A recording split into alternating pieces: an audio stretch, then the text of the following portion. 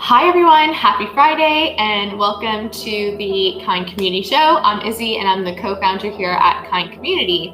On this show, we speak to founders, activists, and influencers promoting positivity and protection of our planet and discussing how collaboration can help make the sustainable, attainable, and accessible to all. On today's episode, wave goodbye to expensive, unsustainable swimwear, making, or should we say catching waves in the fashion industry. Juliet Shepherd, founder of ULU Swim and Surf, wants to change the way we shop for the sea. We'll be getting to know Juliet, her journey to becoming an entrepreneur, and learning about her relationship to climate positivity. Let's discuss. Hi, Juliet. It's really nice to have you on our show. Hi, thank you so much for having me. It's so exciting to be here. I'm really looking forward to getting to know you a little bit more and also about ULU Swim and Surf. So let's just jump right into it. I would love to get a little bit more background as to what kind of spurred moment that you felt like, okay, this is an area that I really want to concentrate my efforts in.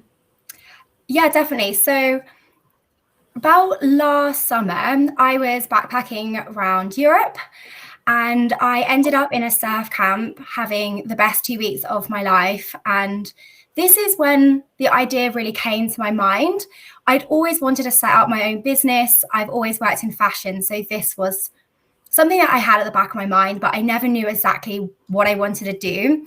And at the surf camp, I realized that I'd packed the completely wrong swimsuits. They were white, they were terrible materials, and they had like ties in the front. I was like, these just don't suit my experience surfing. It's like really uncomfortable. And so like after the surf camp, I was kind of shopping around trying to find something suitable and couldn't really find anything. And I also was thinking like, everything I'm seeing here is not very sustainable.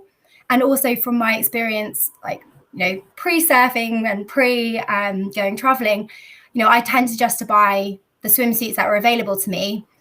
None of them were really marketed as sustainable. I had no idea what the fabric was made of and so on.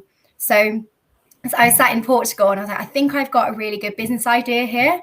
And I traveled for about another 3 months, sort of was talking to people, trying to get their opinions on it, like if this was truly a gap in the market, and I wasn't crazy.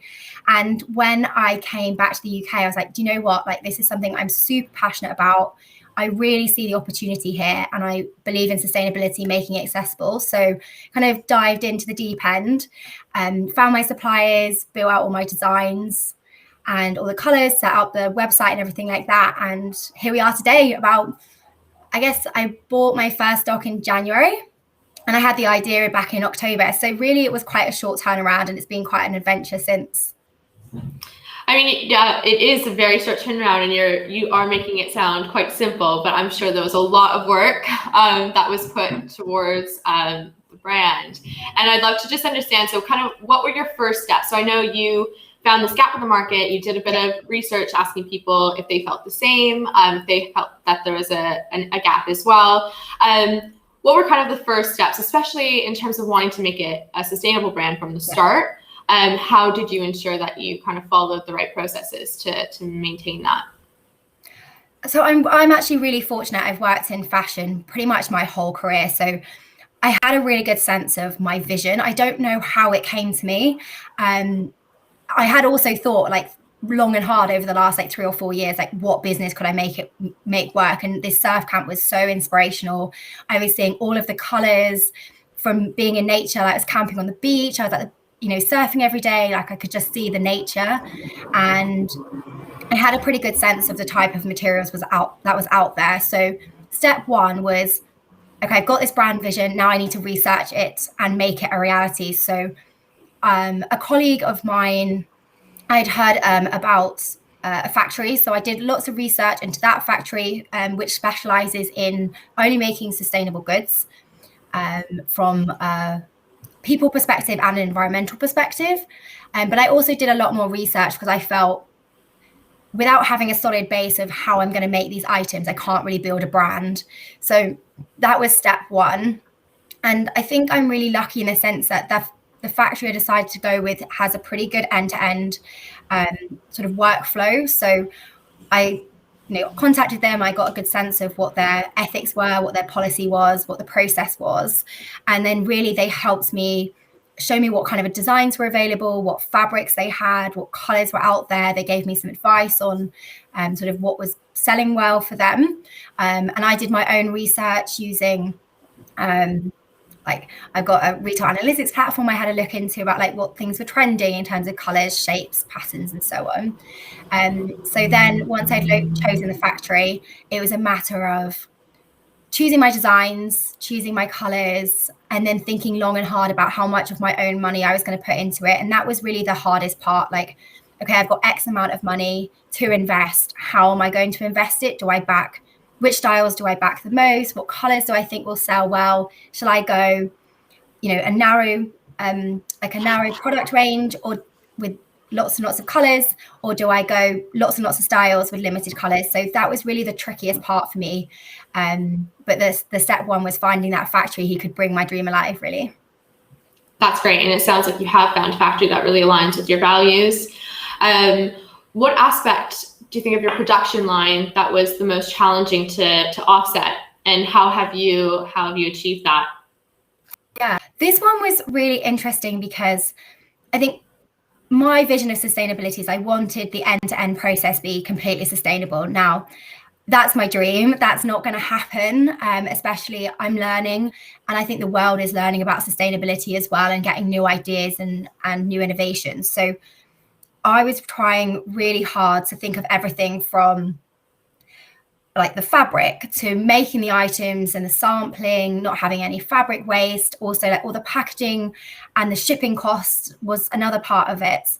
I felt, well, I'm going to have to make a product that's in itself going to be wasteful and it's going to use up resources. And I've also got to ship it because I didn't find a factory that I wanted to work with in the UK. So those were kind of the two elements that I was a little bit stuck with. So obviously my fabric's all sustainable. I've tried to offset the cost on our resources of actually making a product by choosing a sustainable fabric that uses regenerated nylon waste or plastic waste. So that was how I tried to offset that part. And the factory that I work with also has a brilliant scheme with all the fabric scraps and the waste. They go to a local charity that make it into saleable goods that support the local community for especially like women and children out in Bali. And the other big part was the shipping, which was completely unavoidable and something that I thought really long and hard about. So what I did with that was try and minimize it as much as I can. Not do lots and lots of small orders because obviously that's just so wasteful, like bringing it into the country, and lots of air miles. So I was like, right, I'm going to do one drop a year, 2 if I'm lucky, maybe when I get a bit bigger, try and mitigate that. And then I worked with a company to calculate my carbon emissions, and from the production side of things, the travel side of things, and even like posting it within the UK and Europe. So once those emissions were calculated, I worked with a UN-backed scheme of how to offset those emissions. So we've invested in a wind farm in the Philippines to offset those emissions, which isn't the perfect solution. I don't think offsetting carbon is, the perfect solution at all. Trying to minimize our waste is number one, but I felt like this was a really good alternative to where I couldn't mitigate any of those kind of emissions or waste and resources. No, I think that's a perfect answer in saying it's like we may not have all of these solutions right now, but being mindful that there are still some challenges or things that we can improve on. I think everybody's in the same boat. Unless anybody's listening that's 100% there and knows the tricks of the trade to get there, would be happy to share and collaborate. We would love to hear. But I think that's right. It's having the intention and really putting that into practice from the start, which sounds like you're doing. But again, always room for growth to build a sustainable future. So that's fantastic. And I was going to ask you, so we love your brand's dedication to the empowerment of natural body types. So refusing to give in to the stereotypical ideals of beauty. And I want to understand a little bit more why this is important to you and how are you conveying this not only in your messaging, but also in your visuals. Yeah, this was so important to me. I mean, when I built this brand, I wanted it to, yes, be sustainable. I wanted it to be ethical, but actually for me, it was so important to make sure that the brand felt really natural. And I talk about the surfing state of mind in my messaging. And when I was at this surf camp, I felt really empowered. Um, Everyone there was so kind. They were so open. They were so connected with nature. They were so confident. And I've always been fairly confident, but I definitely would say I'd have my body hang ups and be like, oh, I'm not really that self-conscious about my stretch marks, or oh, have I shaved my legs, or this bikini isn't quite so flattering. And when I was at the surf camp, it was, and especially just traveling in general, it was so eye-opening. The amazing, inspiring people that I met who just felt really comfortable with themselves. And I do think that by traveling, you're staying in hostels, you've got a backpack, you don't have your straighteners, you don't have all of your home comforts, that you do just feel a bit more at home in your own body. And I really wanted to take that feeling of empowerment that I felt then and spread my message through the brand. So I don't want to use models, even if that would be amazing. I'm sure the pictures would look incredible. But actually, do you know what? My friends, my colleagues, anyone who wears my brand looks amazing in it. And we should all embrace that. And I mean, what defines a real model, right? It's someone in a photo. So that for me was so important. And I just was like, I'm fed up with seeing magazines or brands that have like the perfect woman photoshopped, or maybe they've got a bit of plastic surgery, or all of that's absolutely fine. But for me, I was like, I just want to go natural, and I want to say, do you know what? Yeah, you've got a spot on your face, or I've got stretch marks on my bum, but like that's fine. Enjoy yourself. Wear my swimwear. Like, be confident. So yeah, it was just really important to me, and it's sort of, I don't think I'd ever go and use real models, whatever that term actually means. I really want it to be natural and really open to lots of different like ideas of body beauty, body positivity, and all of that. Yeah, it's really important. I think also for younger generations to see these, especially with marketing and socials being obviously very big parts of their lives, is seeing people that represent them. And no, I think that's great. And it kind of leads me to my question around accessibility. So the cost is one thing in terms of having sustainable business or brand or product, and ULU's values are, of course, seems to be aligned along with affordability. But what other changes would you like to see specifically in the fashion industry to make it more open and an equitable landscape? Yeah, I just think, cost is such a big one. Like, it has been a hurdle. I try and make my swimwear as low cost as possible, but effectively, if you're going to pay your workers and you're going to pay for this expensive fabric, you are taking a hit, and it is a premium associated to it, which can be a barrier. But I do think in terms of making sustainability more accessible, education is just a massive one. I've been in a really privileged position to learn about sustainability throughout my education at university, at school. I've done my own research. I also, my friends and my colleagues and everyone I'm around talks about it, but actually, people don't have access to the same information as myself, whether that be in the UK or around the world. So education for me is a big one, and it's something that I want to try and promote with the brand as well, to help people have bite-sized bits of information to help them make a more informed decision and realize like what the implications are of doing X, Y, and Z. So yeah, education. And I also feel like kind of secondary to that is a change in perception around sustainability, especially with fashion. So when I started seeing sustainable items come into the marketplace, they were labeled as like the conscious collection or the eco collection or the life collection. And you had this great marketing around this campaign that was promoting sustainability. But really, when you deep dived into it, I just felt like, well, the collection was quite small in comparison to the total range. They were still promoting fast fashion. It was only maybe 50% using eco-friendly materials or recycled materials, and the rest of the 50% wasn't. It was just regular nylon or something like that. And also, they didn't talk about the ethics behind their workers. And so the perception around sustainable fashion is, well, I'm not really sure if it is sustainable. And also, is it actually, fashionable? I think like some people are like, oh, well, that's just a basic white t-shirt that's sustainable. It's not very fashionable. I don't really want it. So it's changing that perception of like, well, actually, you can have a really fashionable item that's actually amazing quality that will last you for a while. But also it's sustainably made. So yeah, I guess education and that change in perception would be my answer. That's interesting. And also fashion is kind of in the eye of the beholder, really. It's kind of whatever you make of it, ultimately. So no, understood. And I want to just go back to this surfer state of mind. Yeah. So I've never surfed in my life. I think I'd be awful at it. But I would love to understand a little bit more of what does that mean? And for someone who hasn't surfed before, how can they embody this mindset?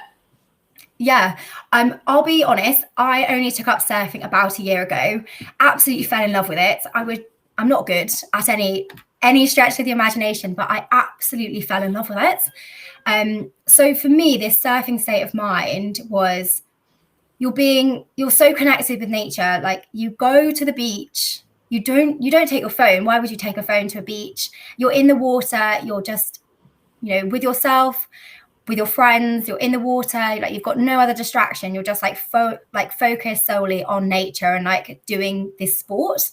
And I also feel like you're kind of, whenever I've like gone surfing, I've always been in like a very chilled out environment. Like I've either been like camping on the beach, which is again like very minimalistic, like leaving a very little footprint, or being in a hostel. And I feel like people are very like quite mellow, which is such a contrast to my life in London. And I feel like when I'm surfing, it's the best version of myself. I just feel really, really happy and also really confident. I hadn't taken up a new sport since I was about 12. And it was actually so empowering thinking, I've never done this before. I'm 27. I'm absolutely going to go for it. I might be bad, but I don't care. I'm having so much fun. And it's that confidence, I think, of surfing and just feeling like really at home with your body and just kind of going through the movements and just feeling like really strong. So lots of different things that come into play, but this surf camp and learning how to surf like really changed my perception on like what I want out of life, how I view my body, how I view strength. And it's just been such a contrast to that London city life, which I really wanted to embody within the brand. Maybe I need to take it up. It sounds great.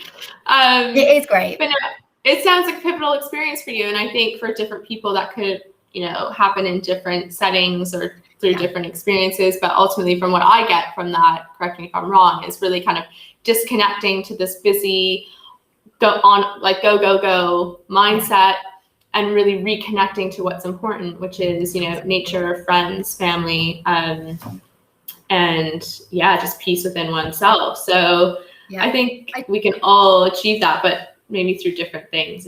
100%. Like for me, it was surfing, but for someone else, it might be like skiing or kayaking or taking up painting. Like I do feel that state of mind. I call it surfing state of mind because it's sort of like being in the water, but really it could be anything that brings you joy and connects you back to, friends and family, disconnecting away from the pressures of social media and work. So hopefully other people will go out and try a brand new thing and have a bit of an adventure and feel the same way that I felt when I connected with surfing. And we could all do it in your swimsuits. Well, whatever it is you're doing. Yeah, I mean, you can't really surf in loads of different places in England. Like there are places, but maybe paddleboarding or kayaking or even just swimming, water, aqua aerobics. You never know. Or painting. Yeah. The swimsuit. Painting in your swimsuit in the garden. There you go. And I guess I want to just talk about entrepreneurship because this does seem to be quite new if you started in October, but you did mention that it was something that you wanted to kind of step into over the past couple of years. And is there a reason as to why you wanted to be an entrepreneur? And what advice would you have for people who are maybe a bit nervous to kind of step into that space? What advice would you have for them? Honestly, I'm not sure why I always wanted to own my own business and go into that space, but it was just something that I felt like I'd want to do. However, that I didn't have a vision. I didn't know what I wanted to do. So my advice would be, think about if you want to step into that sort of role and become a founder, do lots of research. And I took quite a lot of sort of learning seminars and did loads of research like outside of university, like throughout my career, to try and, you know, build up my knowledge in lots of different ways, which I've managed to leverage now that I have set up my own business, just because I knew that I wanted to explore lots of different avenues. So if you're going to, or you want to set up a business like that, kind of making sure you're learning like all the different sort of business skills that you need to run a startup is kind of key. And then I would say have a vision and bring it to life. If you're not quite sure on what you want your business to be, then maybe like sit and think about it, because I definitely had lots and lots of business ideas. When I sat and thought about it for a couple of months, I was like, I can't do it, it's impossible, or actually that's not really what I want to do. And now when I had this vision of ULU, I was like, actually, like I sat and thought about it for a couple of months. I was like, is this really going to work? And did lots and lots of research. And I was like, actually, it is worth investing my time, energy, and money into it. So I'm glad I waited, but it's an amazing journey. And I think it's really, really rewarding. And yeah, if you want to do it, then definitely like jump into the deep end, leverage your friends and family, because they have been no end of help and just such a good support system that I probably wouldn't have got where I am without them today. So yeah, really thankful for that. Great advice. It's true. It's having that strong network and collaborating with others, or if you don't have anybody in this space, really connecting with people who are. I think it's super important to have those people around you supporting you. It's really key. Yeah. So what's next for ULU Swim and Surf? And where would you like to see the brand, let's say in 5 years' time? I do have to say this question came from Robin Smith. So Robin, if you're listening, this one's for you. Yes. Well, I mean, I would love to be running the brand in 5 years' time. That's sort of an absolute dream. I think I'll probably start, just slowly getting my feet, learning more about the sustainable fashion industry and like learning about those innovations and so on. I work still part-time, so eventually I would like to grow the brand and like reduce my hours, reduce my kind of like regular. When that will be, we'll just have to see what happens. But definitely in 5 years' time, I see the brand being a big part of my life, and hopefully lots of people will have bought from ULU Swim and Surf, either for swimming, surfing, whatever they want to do with it. But really, I just set the brand up because I wanted to get more people invested into sustainability. Now, it doesn't matter if I touch 100 people with the brand and 100 people are buying sustainable swimwear and learn a little bit more about sustainability and fashion, or maybe like 5,000. I really don't have an idea of where the brand or how fast the brand will grow, but I want to keep it going and just sharing my message. And hopefully it will become like a really big part of my life. More on the work side of things than a personal side, because like working full time and running a business has been quite challenging. Quite a lot of hours have gone into it, but yeah, that would be the dream. Well, we look forward to seeing you and supporting you on your journey. And now for the quick fire round. A couple of questions, snappy answers if you can. The first one is, how do you define sustainability? For me, it's all about not using up the Earth's resources and just protecting the environment, like any living being in the planet, humans, animals, plants, and everything like that. So yeah, making sure we're not using up our finite resources. And what are you most hopeful for? I'm hopeful that we will turn into a society that wastes a lot less. We look at recycling solutions. We're way more conscious on the way we consume, and ultimately can turn around climate change. But that's what I'm hopeful for. And who inspires you? This would 100% have to be David Attenborough. I grew up with him like on my TV every week with my grandparents, and he's such an inspiration. So yeah, he really inspires me, and I love his programs. That's great. Well, thank you so much for speaking with me today, Juliet. Could you please let our audience know where they can find you and if they can join and collaborate with you? Absolutely. So absolutely love to hear from each and every one of you. If you have any questions, you can reach out to me at hello@uluswimandsurf.com, or just give me a DM on my Instagram, which is up on the screen. And I also have a website, which is uluswimandsurf.com. So if you want to buy anything or just check out our range, you can see it on the website. But we've got lots of pictures, and you can shop directly as well from Instagram, which is great. But I would welcome any questions or just any thoughts or anything like that. Love to collaborate with people and just generally hear feedback, because this is my lockdown baby and it's something I'm super passionate about. So I love it when people reach out to me. Perfect. And we'll also add your links when we promote this show again. So thank you so much again for joining me today. It was so great to learn more about you and ULU. And I'm sure we will be in touch shortly. But if anybody else has any further questions for Juliet, please do get in touch with her. We'll speak to you soon. Bye. Bye. If you enjoyed my conversation with Juliet today, please do share, like, and subscribe for more conversations like these. We go live every Friday and very much look forward to seeing you, or actually having you join us next week. Have a wonderful weekend. Bye.